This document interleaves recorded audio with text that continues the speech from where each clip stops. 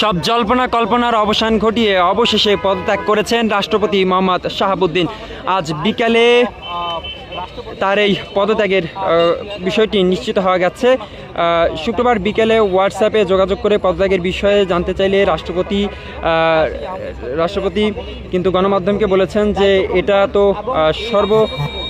জনবিদিত, আমার মুখ থেকে শুনে কি লাভ, I am sick so it is done, এমনটি কিন্তু তিনি জানিয়েছেন।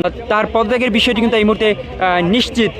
আমরা পদত্যাগপত্রে স্বাক্ষর করা হয়ে গেছে কিনা সেটি যদি গণমাধ্যম কর্মীরা জানতে চায়, তিনি বলেছেন যে বলে দিয়েছি, বুঝে নেন। এই মুহূর্তে আমরা রয়েছি বঙ্গভবনের সামনে এবং সর্বশেষ যে বিষয়টি আপনাদের একটু জানিয়ে রাখি যে কিছুক্ষণ আগে এখান থেকে এই বঙ্গভবন থেকে একটি প্রতিনিধি দল তারা সংসদের দিকে গিয়েছে পদত্যাগপত্র নিয়ে এবং তার পদত্যাগপত্র কিন্তু গ্রহণ করা হয়েছে।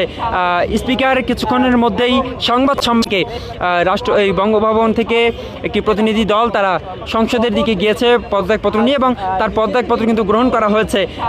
স্পিকার কিছুক্ষণের মধ্যেই সংবাদ সম্মেলনে এসে বিষয়টি নিশ্চিত করবেন এবং তিনি বলেছে আমার মুখ থেকে শুনে কি লাভ, I am sick so it is done.